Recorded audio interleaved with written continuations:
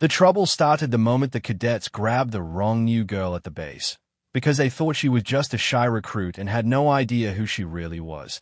And it began on a hot afternoon when 4 loud male cadets in fresh uniforms spotted her walking alone across the parade ground, short dark hair tucked under her cap, rifle slung tight across her chest, eyes straight ahead as if nothing around her could shake her focus. And the tallest cadet, Blake, nudged his friend and said, "Check out the new girl. Looks scared already," while the others laughed and changed direction toward her, hungry for some fun at the new arrival's expense. Since hazing the fresh ones was a secret game they played to feel tough in front of each other and on social media. And when she did not react to their comments, did not blush or look away, Blake's pride got hooked, so he stepped right in front of her and blocked her path and said, "You lost, rookie." And the girl, whose name tag read Torres, simply answered in a calm, flat voice, "No, I know where I'm going," and tried to walk around him, which made the other cadets snicker, because to them a calm answer sounded like fear pretending to be brave, and Blake decided that was not enough of a show. So he grabbed her arm, not hard enough to leave a mark but tight enough to send a message, and said, "Out here you go where we say you go," while his friend Mason already had his phone half out like he might record something they could laugh about later in the barracks. And another cadet, Jones, shifted nervously because he did not like where this was heading, but he also did not want to look weak in front of his group. So he kept his mouth shut and looked at the ground. Torres looked at Blake's hand on her arm, then at his face, and there was something in her eyes that should have made them all step back, some cold, measuring stare that did not match the new girl label they had thrown on her. And she said softly, "Let go." But Blake had an audience now, a couple more cadets drifting closer to see what the noise was about. So instead of letting go, he tugged harder and told his friends, "Let's give her a proper welcome." Then jerked his head toward the back of the training field where the old storage sheds and stacked training dummies stood out of sight of most windows, and they pushed and steered her that way, pretending it was all a joke while her boot stayed steady and her face stayed blank. And even when Blake moved behind her and slipped his arm fast around her neck in a rough choke, mimicking a movie had seen in movies, she did not scream or thrash. She just planted her feet like a rooted tree and said again, "Last warning." But they only laughed because they were used to people flinching when they raised their voices and used their size, and they did not know the girl in their grip had listened to men like them shout in 3 languages while rockets fell. Nor did they know that the scar behind her left ear was from shrapnel, not a childhood fall. So they kept pushing. Mason tapped record on his phone, thinking this would be a quick clip for their private chat. Some rough shove, maybe a fake takedown in the date. Nothing serious. Just something to make them feel powerful for a few seconds, while Jones hung back with his stomach tight and kept glancing around for a sergeant who might show up and stop this, and Blake tightened his arm around her throat, not enough to cut air but enough to make her chin tip back, and he hissed in her ear, "Say please, new girl." And in that split second she decided she had given them every chance she could.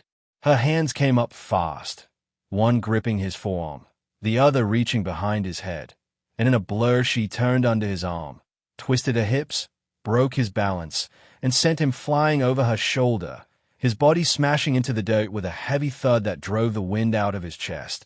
And before Mason could swear, she had stepped in, kicked his legs from under him, stomped his wrist so the phone flew into the grass, and shoved Jones back with the heel of her hand without putting full force into it because she had seen the doubt in his eyes earlier.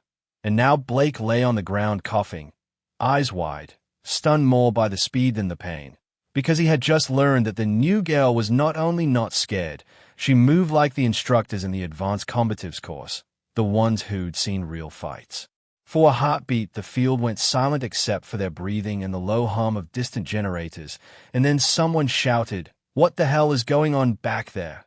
And all the cadets snapped around to see Sergeant Willis, the training NCO, marching toward them, jaw clenched, and Mason scrambled up, pointing at Torres, yelling, "She attacked us, Sergeant!" She just snapped, trying to grab back control of the story before it slipped away from him, while Blake rose shakily, dust on his uniform, rage burning through his embarrassment as he shouted, "She jumped me from behind!" And Jones opened his mouth, about to tell the truth, but fear of being cut out by his group made his voice die in his throat. Sergeant Willis looked from the three cadets to Torres, who now stood at attention, eyes forward, hand behind her back, not saying a word. And because Willis had seen a lot of cocky young men and not many quiet new girls who could drop one without losing their stance, suspicion flickered in his mind. But rules were rules, so he barked, "All of you, with me, now," and marched them toward the headquarters building while other cadets watched from a distance, whispering, as rumors started swirling through the base like smoke. Inside the office, Captain Rhodes listened to Mason and Blake give the same story, that the new girl had lost it, that they had only tried to show her around, that she had thrown Blake for no reason, and the captain, who had dealt with 2 complaints about those same cadets in the last 6 months but never had proof, rubbed his temples and asked Torres for her side, and she replied in that same calm voice, "Permission to speak off record, sir," which made him glance sharply at her, because that was not how a fresh cadet talked. He waved Willis out, closed the door, and said quietly, "Go ahead," and then everything shifted, because Torres took a small black card from her pocket, placed it on his desk, and said, "Staff Sergeant Maya Torres, attached to Inspector General's team, undercover evaluation detail, orders signed by General Hartley, sir." And the captain stared at the card, then at her, and his tired eyes sharpened as he realized the new girl was in fact a decorated combat NCO with more deployment time than the cadets combined, sent here to measure the culture they thought they owned. She explained in simple words that there had been reports of hazing at this base, that an earlier complaint from a female recruit at another station had ended with a training accident and a funeral, and that she had volunteered to come here because the dead recruit, Hannah, had been her closest friend, the one who had saved her life overseas and never got to see home again. Rhodes felt his throat tighten at that and remembered Hannah's file, the one that had talked about a fall from an obstacle, and he realized that file might be a lie. He asked Torres if the cadets had known who she was, and she shook her head, saying they saw what they wanted to see, and slowly he nodded, knowing exactly how that worked here. Still, procedure required a formal hearing, and high command would have to be told, and there would be pressure, because Blake's father was not just any officer but a full-bird colonel with friends in high places, and Rhodes knew a storm was about to roll in. Over the next days, the base grew tight and ugly. Word spread that the new girl had taken down Blake, and some called her a snake, others secretly cheered, and training instructors watched more closely. But the cadets in Blake's circle whispered about getting even, since they thought she had embarrassed them and that the only reason they were not already cleared was because the captain was soft on her. During drill, they bumped her shoulder, accidentally stepped in her way, and in the mess hall they sat so her path was blocked, hoping she'd push back and give them more ammunition. But she stayed calm, did her task with quiet precision, and waited, because she knew people who felt their power slipping often did something stupid if you gave them enough time. One evening, during a night navigation exercise, the squad had to move through a dark training area and hit waypoints by GPS, and Torres was assigned to a mixed group that included Blake, Mason, Jones, and 2 others. And as they moved between trees and low scrub, she noticed Blake hanging back, whispering to Mason, while Jones kept glancing at her with that same sick worry in his eyes, and her skin prickled with the feeling she had known on patrol overseas right before an IED went off. At the next stop, she crouched to check her boot laces and saw, in the faint red light of a dimmed headlamp, that the strap on her pack, the one that held her radio, had been cut almost through, hanging by a few threads, and she realized with a cold certainty that they were not just playing a rough joke. They were preparing the ground for something wise, something that could be written off as another accident in the dark. She reached up, tugged the strap loose herself so it came off clean in her hand, then turned to find Jones watching, his face pale, and she quietly said, "You don't want to be part of this." But before he could answer, Blake called out, "Torres, you're slowing us down. Move it," loud enough for the instructor shadowing them to hear, and the moment passed. Later that night, as they crossed a narrow wooden bridge over a deep concrete drainage channel that cut under the training field, rain starting to fall in cold, thin lines, she felt the boards shift more than they should and saw Mason's hand brush the safety rope as if checking something. And she flashed on the image of Hannah's broken body under an obstacle wall, the picture from her nightmares, and understood. If someone slipped here in the dark, it it would be blamed on wet boards and bad luck. She stopped in the middle of the bridge, turned to Blake, and said clearly, "If I fall here tonight, everyone in this squad will be brought before the IG with my report, and every message you've sent about me will be pulled from your phones and from the cloud, and you will not be cadets anymore. You will be defendants," because she knew fear of losing their dream hurt them more than any punch. For a second his face twisted, the threat hitting home, but pride still fought inside him, and he stepped closer as if to crowd her toward the edge, yet his boot slipped just a bit on the wet board, and his balance wavered, and for an instant he felt a flash of real fear, a glimpse of his own fall. And in that moment Jones finally chose a side. He grabbed Blake's arm and yanked him back, shouting, "That's enough, man." His voice loud enough to make the nearby instructor swing a flashlight beam their way. The officer demanded to know what was going on, and Blake, heart pounding, backed off with a laugh, saying it was nothing, just messing around, but the seed of doubt had been planted in the instructor's mind as well. After that exercise, Torres met secretly with Colonel Vega, the stern woman who led the Inspector General's visiting team and who had been waiting in a nearby town for her reports, and inside a quiet booth at a small diner they laid out the pattern. Prior complaints, the way leadership had shrugged them off, the evidence she had collected so far, including Mason's video, which she had retrieved after their first fight and copied before turning his phone back on, and the story Jones had finally told in a shaking voice, full of guilt, when she had cornered him outside the barracks and promised not to ruin his life if he told the truth. Vega listened with hard eyes, then nodded once and said, "We're moved now." And the next morning the base woke to an order for a full formation assembly on the parade field at 0900, no exceptions, everyone in dress uniform. The sky was bright and sharp as they lined up, rows upon rows of cadets and staff, boots aligned, whispers slipping along the ranks like small snakes, because nobody knew exactly why they had been called, only that the IG team had driven onto base in a small convoy at dawn, which never meant anything simple. Blake stood in the front row of his company, jaw set, stomach twisted, trying to convince himself this was about something else, some paperwork review or inspection, while Torres stood off to the side with the staff, still wearing the plain trainee uniform that hid who she was, but now with her dog tags out over her shirt, cool metal resting against the scar on her neck. The base commander, Colonel Harlan, stepped up to the podium, cleared his throat, and began with the usual lines about honor and duty, but his voice lacked its normal swagger because he knew the IG's presence meant his own leadership was under a shadow. Then Colonel Vega walked up beside him, lean and calm, and took the microphone, and the field went even more still, because she was not from here and carried the weight of outside authority. She said they had received serious reports about conduct on this base, that they had been watching quietly for some time, and that today some truths would be laid bare. And as she spoke, her gaze swept over the cadets like a searchlight, making even the innocent feel like they had something to confess. Then she said, "Staff Sergeant Torres, front and center," and every head snapped toward the right as Maya stepped out, boots steady.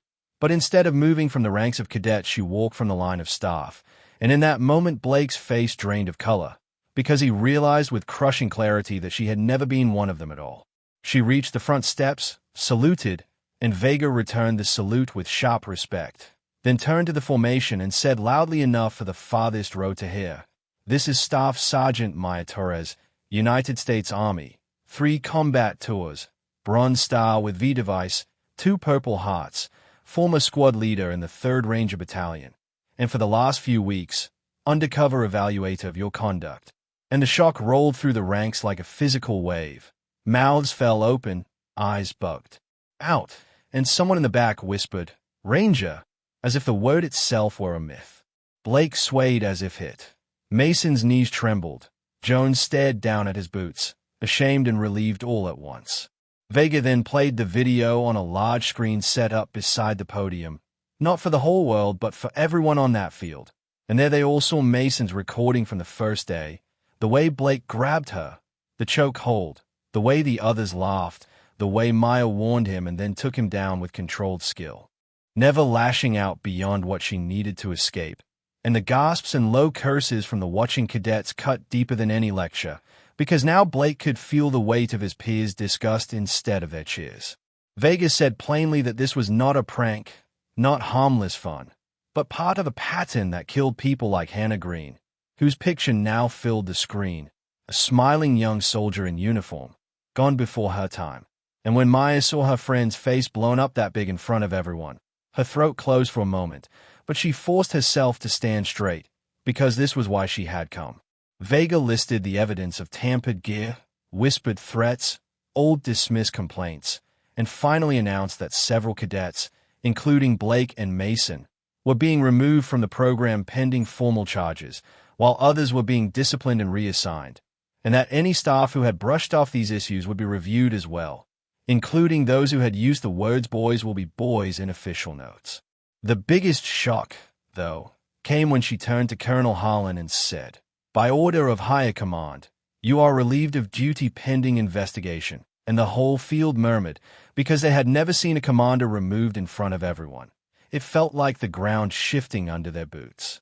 Harlan's face went red, then pale, and he saluted stiffly, turned, and walked away, his career bleeding out with each step, and while some felt a pang of pity, many thought of the complaints he had buried and felt only a cold sort of justice. After the assembly, the cadets were marched back to their barracks in silence, processing everything. And later that day, a new leader arrived.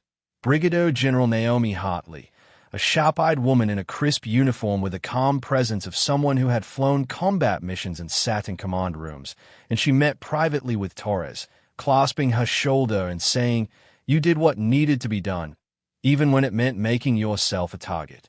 And Maya finally let a little of the weight slide off her back. Still, victory did not erase the night she'd lain awake hearing Hannah's voice, or the tremor that ran through her hands when she remembered the wet boards on the bridge and how close someone had come to repeating history. In the weeks that followed, the base changed. Hartley put in strict new rules, not just on paper but in practice, making sure every instructor understood that hazing was not tradition, it was betrayal, and she asked Maya to stay on, not undercover in a mall, but as a combat training NCO and advise on culture, which meant Maya now stood in front of those same cadets she had once pretended to stand beside, teaching them how to fight right and how not to fight at all when it was their own people in their sights. One day, during a hand-to-hand class, she called for a volunteer, and Jones stepped forward, face set, and in front of everyone he said, "Sergeant, I want to show them how you stopped me from making the worst mistake of my life." And she nodded, letting him tell his part. So the others heard how fear of being left out had nearly made him help push someone off a bridge, and how choosing to pull Blake back had probably saved more than one life. The new cadets listened, some with wide eyes, some with fists clenched, understanding that courage was not just running toward gunfire. It was standing against your own friends when they were wrong. As for Blake, he spent his days in a different world now, not in sharp uniforms but in plain clothes at a small job off base, waiting on hearings that would decide if he ever wore the flag again. And late at night he sometimes saw that moment over and over, the instant he put his arm around Torres's throat and laughed, and he knew that was the second he had thrown his future away. Maya visited Hannah's grave on a small hill when she could, leaving a single patch from the old base on the stone, and told her softly, "They can't do it again. Not like before, not where I can see." And the wind through the grass felt like an answer. The story of the wrong girl they grabbed spread through other bases, told in low voices in mess halls and barracks, a warning that you never knew who was standing in front of you or what they had survived, and more than that, a lesson that the real test of a soldier was not how hard they could hit, but how they treated the ones who could not hit back. Months later, during a graduation ceremony, a new class of cadets stood at attention on that same parade field, and Maya watched from the side with General Hartley, seeing more women, more quiet faces, more eyes that looked not for victims but for teammates. And when the band finished and the flags dipped, Hartley turned and asked, "You ready to leave this place better than we found it?" And Maya, thinking of the day she was dragged toward the sheds, and the day she walked to the front in full light, simply said, "We already have," then stepped forward to pin badges on the next generation, knowing that somewhere out there another shy-looking newcomer would walk onto a base, and because of what had happened here, no one would dare lay a hand on her without knowing there might be steel under that calm, and that someone like Staff Sergeant Maya Torres might be watching, ready to turn the whole world upside down again if they forgot.